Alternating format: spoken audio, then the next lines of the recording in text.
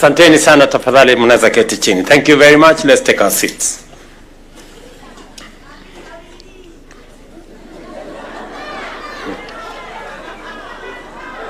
Waheshimiwa viongozi wote na ndugu wananchi wa Kajiado, hamjambo. A firearm in the wrong hands is not just a potent weapon. It is a direct assault on the safety of our citizens, the stability of our society, and the peace we have worked so diligently to build. In the hands of criminals, such a firearm enables lawlessness, escalates violence, and undermines the rule of law. Today's ceremony, which marks the destruction of more than 6,000 illegal firearms recovered between 2022 and 2025, therefore sends a clear and powerful message. We will not allow violence to take root in our communities, and we remain firmly committed to disarming those who threaten our peace and to strengthen the safety and security of every citizen. I am encouraged to note that a majority of the firearms being destroyed today were voluntarily surrendered by the public, who responded positively to our amnesty programs and community disarmament campaigns. A significant number was also recovered through diligent efforts of our security agencies during targeted operations. I commend both our security agencies and responsible citizens and communities, including religious and community leaders, whose civic mindedness and patriotism have made this national milestone possible. Because of their efforts, our families, communities, and the nation is safe. The government's commitment to safeguarding the lives of Kenyans, as enshrined in our Constitution, continues to guide our actions in combating the proliferation of illicit arms. This engagement is further demonstrated by our engagement with regional, continental, and global partners through diplomatic and security frameworks. Our efforts to recover illicit small arms and light weapons are aligned with the African Union's Silencing of the Guns by 2030 initiative, led by the Regional Center on Small Arms and Light Weapons. While this target remains work in progress, I am proud to affirm that Kenya has made commendable strides towards that vision. The fact that many Kenyans have voluntarily surrendered illegal firearms is a strong indication that our peace and security strategy is working. It reflects growing public confidence in the government's resolve to maintain order and protect lives. As you have heard, citizens in many parts of Kenya, because we have consistently worked with security agencies to safeguard their lives and property, have surrendered what would otherwise be dangerous weapons in their hands. That said, we cannot afford complacency. The East African region remains awash with illegal small arms and light weapons, many of which can easily cross our borders and infiltrate our communities. To achieve lasting peace, we must continue working tirelessly to remove all illegal weapons from circulation, both within Kenya and across all our region. I therefore call upon all citizens who may possess illegal firearms to take advantage of our current amnesty and surrender these weapons to the authorities. And I want to ask every citizen not to wait. An illegal firearm makes you less safe. It compromises your safety rather than securing it. And regardless of your intentions, possession of illegal firearms is unlawful, and those found in possession will, of course, face the full force of the law. If you have genuine security concerns, the proper course of action is to engage with law enforcement agencies. We are here to listen, to respond and to ensure your safety through lawful and structured means. In the same vein, I direct all state agencies that are custodians of government-issued firearms to uphold strict accountability and ensure proper management and control of firearms under their charge. Any form of pilferage, diversion, or misuse of state firearms must be prevented with utmost vigilance. Ladies and gentlemen, Kenya has consistently championed the adoption of strong and universal frameworks in arms control. Consequently, we are actively considering the ratification of global treaties, such as the Arms Trade Treaty, which seeks to regulate international trade in conventional arms and prevent their illicit diversion and misuse. Accordingly, I ask the relevant state departments and agencies to begin the necessary processes and establish modalities for Kenya to sign all relevant arms control treaties that align with our national interest and security imperatives. At this juncture, I wish to recognize and thank the National Police Service, particularly the National Focal Point on Small Arms and Light Weapons, for their exemplary coordination and facilitation of the many stakeholder engagements as we work together with regional partners in this mission. Your commitment and diligence are highly appreciated. Allow me also to congratulate our valued partners in arms control, including the Regional Center for Small Arms and member states, as you mark 20 years of coordinating the region's response to control and management of small arms and light weapons. I also acknowledge other national and international partners who continue to support Kenya in this very vital endeavor. Allow me also to commend our police service for their professionalism, their commitment to national duty, and as I promised and as I committed, that we are going to work to ensure that we improve the terms of service for our policemen and women, and also work with them in modernizing the equipment, the facilities that they use to protect our country. So far, in the last 2 years, we have spent close to 9 billion shillings in the modernization of equipment and making sure that our policemen and women have what it takes to protect the nation. In this year's budget, we have made additional provision to ensure that we equip our policemen and women with the most modern equipment, most modern facilities to make sure that they secure the assets, the property, the lives of the people of Kenya, and also to make sure that we professionalize our police service and to eliminate policemen and women who abuse the authority they have. I am confident that the police academy in this compound is going to serve to ensure that we train, we equip our commanders in courses that will enable them be able to provide leadership to our police men and women.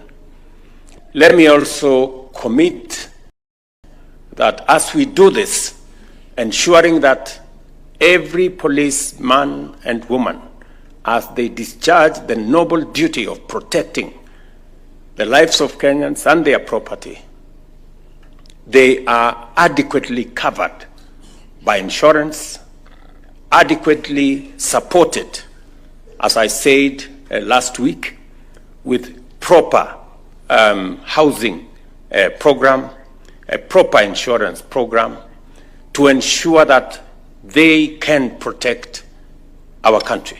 Because any meaningful development is anchored on peace, security, and stability. And that we must work together to make sure that it becomes part of our architecture. We will, as has been said by the security minister here, equally protect citizens from rogue police officers and make sure that we hold them to account so that we can have a nation that is based on the rule of law, where everybody is serving under the rule of law. Let me also say to the people of Kajiado, asanteni sana kwa kutukaribisha leo Kajiado. Tumeshukuru sana. Na vile gavana wetu alivyosema, tumefika hapa leo, vile gavana wetu alivyosema, niko na mpango ya kutembelea kaunti yetu ya Kajiado, ndio tuweze kupangana na mambo ya maendeleo ya sehemu hii. Mimi nataka niwahakikishie kwamba mambo ya maji, kwa mfano, tumemaliza Northern Collector Tunnel. Sasa maji itaongezeka, mji wetu wa Ngong, mji wa Kiserian, mji wa Rongai. Vile vile tumekubaliana ya kwamba wakati tunapanga mambo ya maendeleo ya taifa letu la Kenya, hii Kajiado haiwezi kubaki nyuma. Vile muliona ya kwamba tuko na mpango ya program ya housing ili kuondoa wananchi wetu katika vitongoji duni. Hapa Ngong tuko na program ya affordable housing. Hapa tunajenga nyumba awamu ya kwanza 1,800 hapa, na mimi nataka niwahakikishie wananchi wa hapa ya kwamba hizo manyumba ni manyumba ya wananchi wa kawaida. Wale mama mboga wako hapa, wale wananchi wa kawaida wako hapa, ndio wataishi katika hayo manyumba. Vile tunajenga masoko Kenya. Kwa sasa tumefikisha masoko karibu 300. Na hapa Kajiado tunawajengea soko mpya 10. Na kuhakikisha ya kwamba wafanyabiashara wetu, hasa wale wafanyabiashara wadogo, wanafanya kazi katika mazingira yenye iko na usafi, mahali kuna stima, mahali kuna maji, mahali kuna usafi, ndio tuweze kusukuma mambo ya maendeleo ya taifa letu mbele. Asubuhi ya leo, sikizeni watu wa Kajiado, asubuhi ya leo nilikuwa naangalia orodha ya wale watu waliojisajili ama kujiandikisha kwa SHA, na watu wa Kajiado wamefikisha watu 410 tayari wamejiandikisha kwa program ya SHA. Na mimi nataka ni encourage watu wa Kajiado. Kwa Kenya mzima, Kajiado ni namba 23. Mumeandikisha wananchi 35%. Mimi nawasihi watu wa Kajiado muongeze kasi, mutie bidii, kwa sababu tunataka tuhakikishe ya kwamba kila mwananchi kule mashinani anaweza kupata matibabu bila ya kuuza ng'ombe yake ama mali yake ama ploti yake. Tuweze kulipa kupitia kwa bima ya afya inayosimamiwa na serikali ya SHA. And therefore, nataka niwahakikishie watu wa Kajiado, program yetu ya mambo ya barabara imeanza kwa kasi, na kazi zile zingine zote tunasukuma pamoja na viongozi wenu. Asanteni sana kwa ushirika wenu na umoja wenu na kufanya kazi kwa pamoja. In closing, let us reflect on what this occasion represents: a resolute stand against violence, a renewed pledge to safeguard our communities, and a reaffirmation of our collective responsibility to build a safer Kenya and a safer region. The destruction of these firearms is not merely a symbolic act.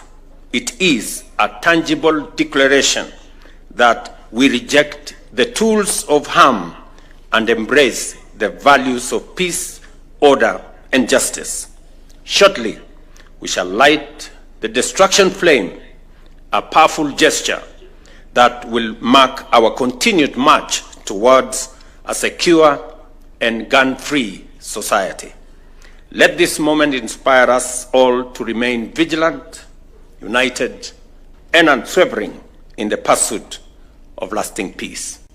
To our friends from the region,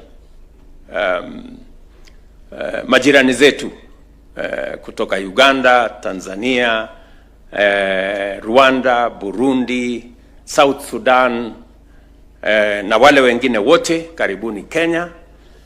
Pelekeni salamu zetu, our greetings to your countries, to your citizens, and our commitment to a peaceful and secure region from the people and government of Kenya. Asanteni sana, Mungu awabariki. God bless. Tumpongeze rais tena kwa makofi kwa hotuba yake. And with that, Your Excellency will now make progress to the, we'll do the national anthem before we make progress to lighting of the arms. The anthem.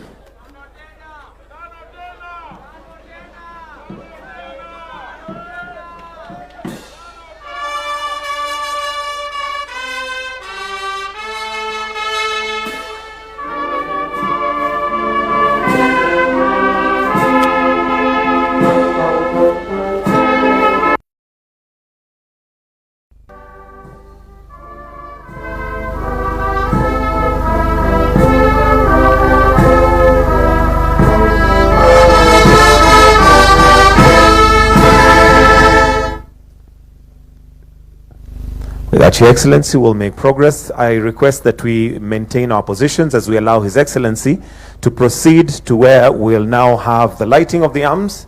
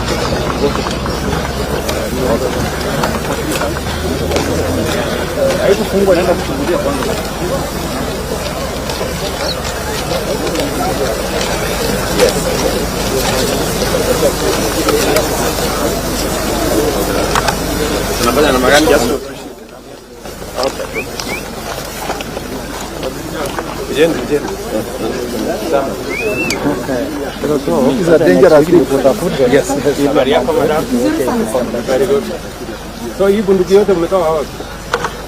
Hapana, ni wengi.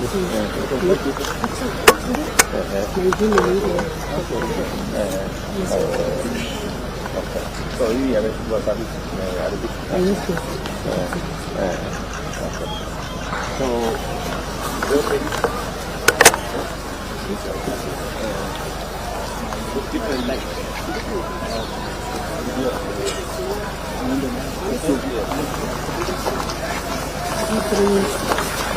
Mama, Lisa,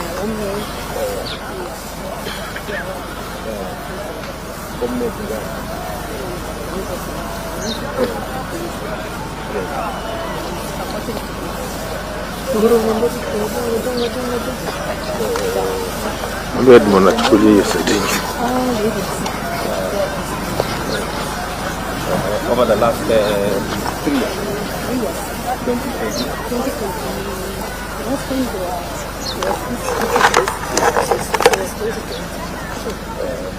2020.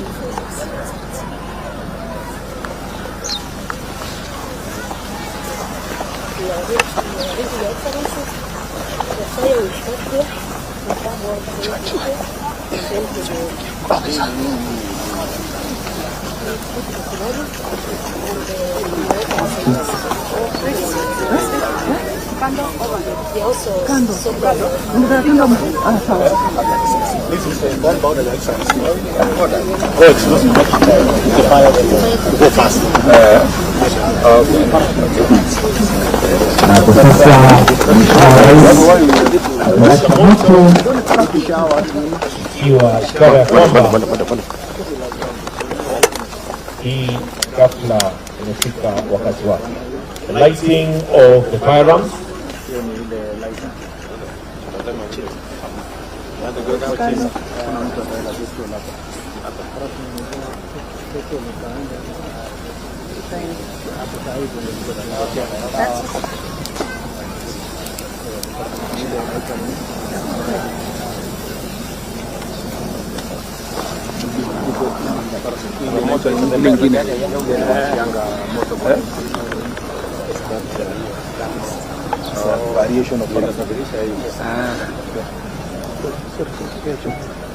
And the fire will slowly drift to where all the firearms are.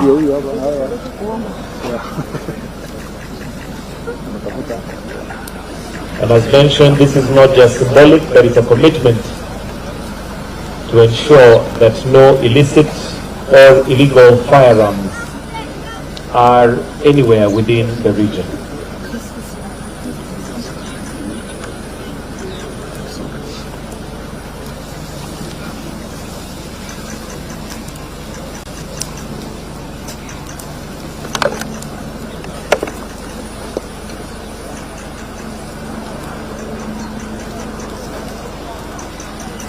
Na sasa moto umefika mahali bunduki ziko.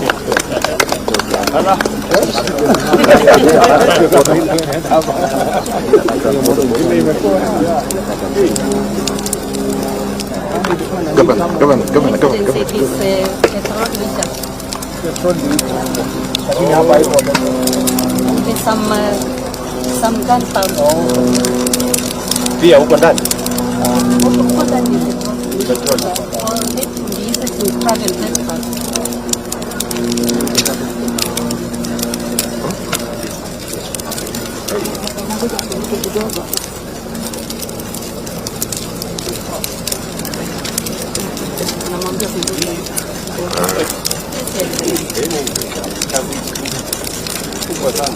Kusanya hii fire.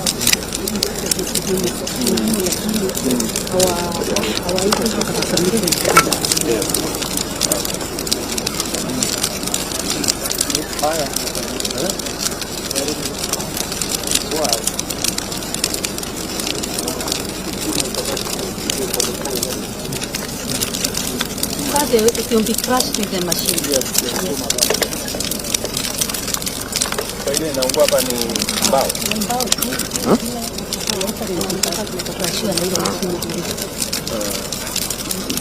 And our security staff will be here until it is done completed, then they will collect the metallic part of it. We have been here for 1 minute. We have been here for 1 minute. Yes, sir.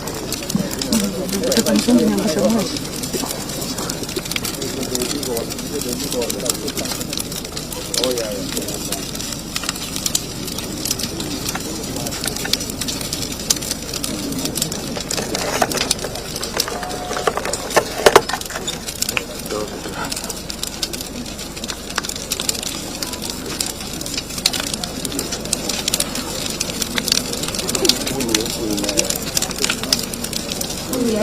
Hata huko ndani kusaidia kusoma.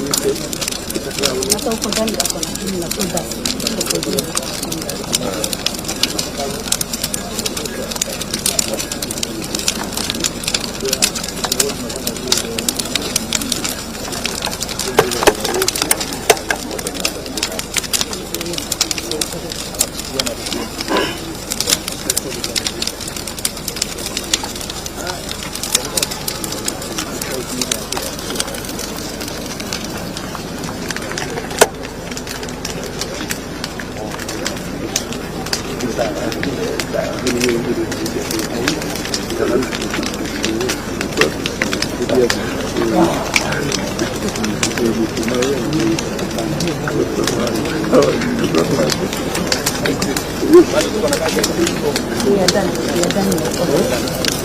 IG. Ile kazi imebaki sasa ni yenu.